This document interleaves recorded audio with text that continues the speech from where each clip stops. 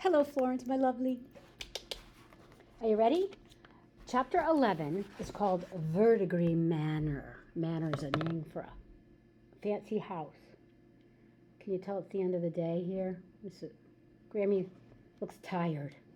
The words long and dark, said over and over, would give a pretty good description of the Verdigris dining room. At one end of the long, dark table, and beneath a long, dark painting of a man with a long, dark expression, sat a number of actual, non-painting people with matching long, dark expressions. "It is unfortunate, but the criminal has been apprehended," said Lady Verdigris sternly. Lady Verdigris was Rebecca's mother, dressed all in black, with buttons up to her chin, and Mary could not imagine her saying or do anything in a way that could not be described as sternly. "Mamma, no," insisted Rebecca. "I've known Rosie since we were girls. She's no criminal." Behind Rebecca stood a handsome young man in a lavender frock coat. He said nothing, but placed his hands reassuringly on Rebecca's shoulders, and so Mary assumed this must be Mr. Datchery, Rebecca's fiancé. Lady Verdigris gave the young man a stern look, and he took his hands away and put them behind his back. Standing behind the stern Lady Verdigris was an oddly shaped man, thin but with a round belly, which made him look somehow thin and fat at the same time, and a sort of pear-shaped head with a long, narrow nose. The oddly shaped man had introduced himself as Mr. Abernathy, a wealthy friend of the family. "I am a wealthy friend of the family," he had said, "very rich, friendly." Mary found it particularly rude of him to mention that he was rich, as in her experience with people, the most money never seemed to bring it up at all. Mary watched Ada watch the four people at the end of the table. The stern Lady Verdigris was upset. The upset Rebecca, the oddly shaped Abernathy, and the comforting young man. The variables. "And who is he?" asked Ada, forgetting they had been introduced. It was the first time she had spoken in the Verdigris house. Ada had seemed overwhelmed by the outing, by being outside in general, and had clutched Mary's hand tightly when they left the carriage and entered the house. "I am Beau Datchery, Lady Ada, Miss Verdigris' fiancé. We were introduced not minutes ago." "Did you take it?" "I'm sorry, did I take what?" said Beau, confused. "The acorn pendant thingy," said Ada. "And you say this is for a school project?" questioned Lady Verdigris. Ada ignored her and continued to question Beau. "Well, certainly Rebecca didn't take it because she already had it in her possession. Lady Verdigris didn't take it because she had it before in the safe waiting to give it to Rebecca. And Mr. Angry Bunny—" "Abernathy," said Mr. Abernathy. You didn't take it because you don't need it because you're rich. You said so, twice. And Rosie didn't take it, or at least Rebecca says so, and all your other servants have been cleared by the constables." "Of course," said Lady Verdigris. Look at them all at the table. Oh, this way.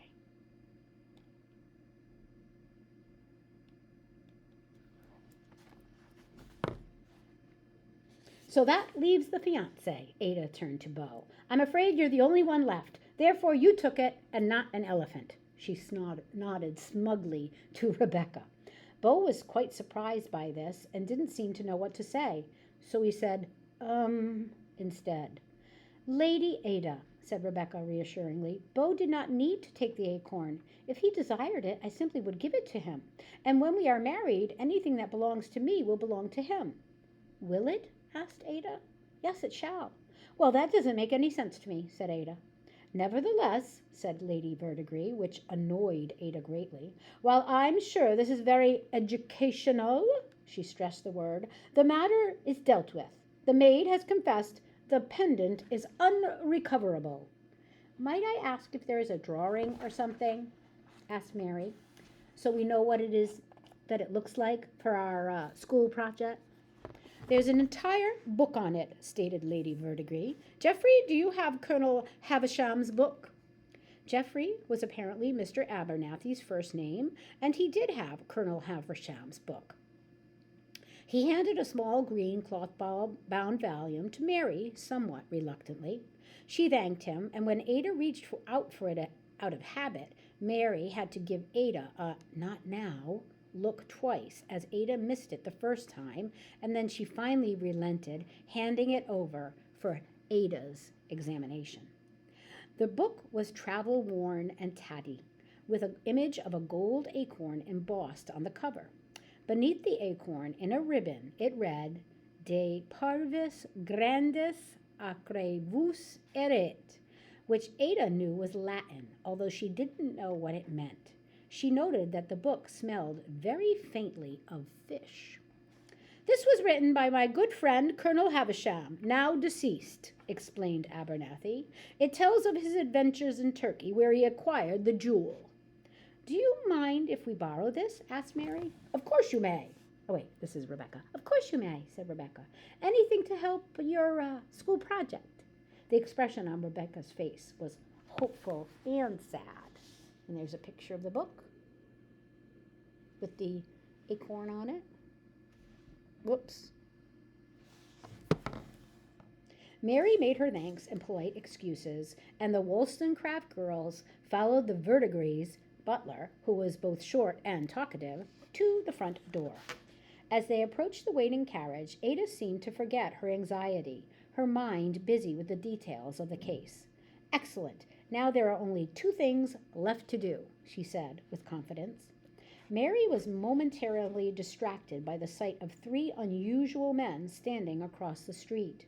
Men wearing odd, flat-topped caps of red felt, like upturned flower pots.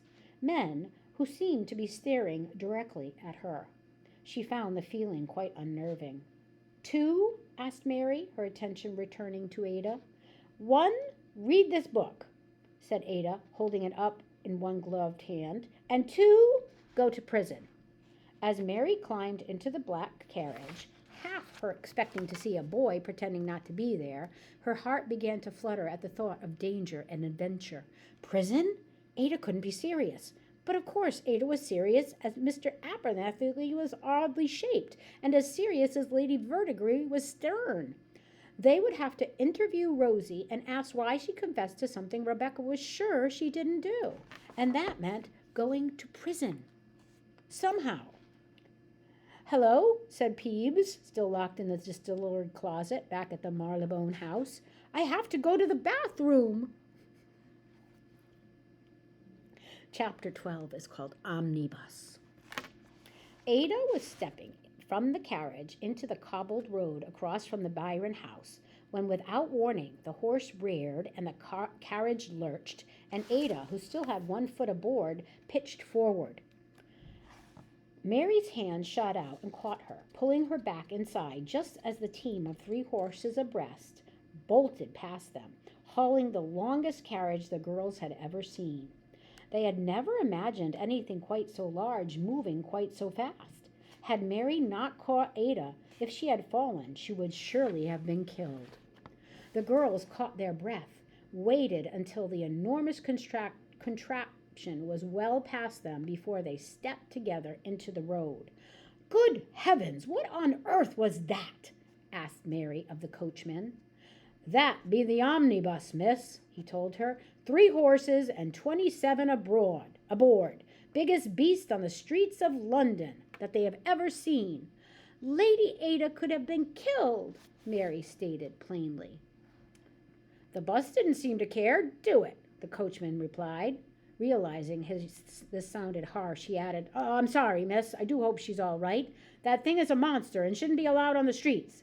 Gives old Charlie here an awful fright each time. Many guessed old Charlie was the carriage horse, and she suddenly felt quite sorry for him.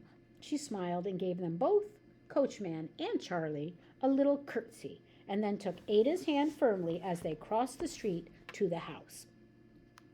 Greatly unsettled by her brush with death, Ada climbed automatically up the stairs to her balloon, while Mary headed to the drawing room to make notes from her from her interview with the Verdigris family. Passing the library, she noticed a recently released Peebs hurriedly replacing a small blue book on a shelf. "Ah," he said, nervous about something. "Miss Godwin, you're back." "Yes, thank you," said Mary, not sure what she was thanking him for. "I'll just, yes, books, many, many books." "This is the library," said Mary calmly. "Yes, just, browsing. No particular book, just books in general." "I often enjoy browsing books in general." "Yes, well, that's quite enough browsing for me now, if you'll excuse me," he said, hurrying past her. Mary had a sneaking suspicion creeping deliciously up her spine and into her head. This particular sneaking suspicion had to do with a small blue book, and Peebs talking about books in general, so as if to distract her from that specific small blue book in particular. She decided to investigate. There were several blue books on the shelf that Peebs had been browsing, but only one was exactly the right amount of small and exactly the right shade of blue. She was tall for her age and only had to tiptoe a little bit to reach it. The book was oddly familiar, and it only took a heartbeat to realize that she had an identical copy in her own home library. The book was a collection of stories for children called Original Stories from Real Life, with conversations calculated to regulate the affections and form the mind to truth and goodness, by Mary Wollstonecraft. Her mother. She actually had two copies at home, a rather plain one which had her mother's scribbles in the margins, and this one with illustrations by a Mr. William Blake, unscribbled. A certain chill of excitement took Mary as she opened the book to read the inscription. "To my dear friend George, Albie, on the birth of his daughter, Allegra, 1817. Hail to thee, blithe Sprit. Yours as ever, PBS, Shiloh." Mary covered her mouth as though she meant to scream but must not. George had to be Ada's father, Lord Byron, and PBS, of course, was Peebs. Mary didn't know about an Allegra. Ada had never mentioned a sister, but based on the year, Ada would have been, some quick math, 2 when this inscription was written. But there was the secret. That was why Peebs had been trying to be clandestine in the library. Mother won't talk about him. She won't let his books in the house. His friends used to come to visit, but she shooed them away, said Ada in Mary's memory. Peebs had been a friend of Ada's father, and Ada's father's friends were forbidden in the Byron house. The Baroness Wentworth, as Ada had explained, had gone to great lengths to keep her husband's former associates from having anything to do with the family, especially with Ada herself. Peebs was a spy. This idea both delighted and horrified Mary. How exciting! How dangerous! Should she confront Peebs on this matter? Would the secret revealed mean that Peebs would no longer be a tutor in the house? If Peebs was no longer a tutor, would Mary be sent off to school? Could Mary and Ada still be friends? What of the Wollstonecraft Detective Agency? What was meant by Albie and Shiloh? Did Ada really have a secret sister? So many questions. Mary counted 7 off the top of her head. And so many questions made her want to sit down until she realized she was already sitting on the floor without bothering to notice. It was a good floor with broad wooden boards and an ornate rug top, and Mary was grateful for it. The floor sat there holding up the entire library as well as Mary herself, and it didn't ask any questions. Mary stared resolutely at the cover of the book. What would her mother tell her to do if she were there?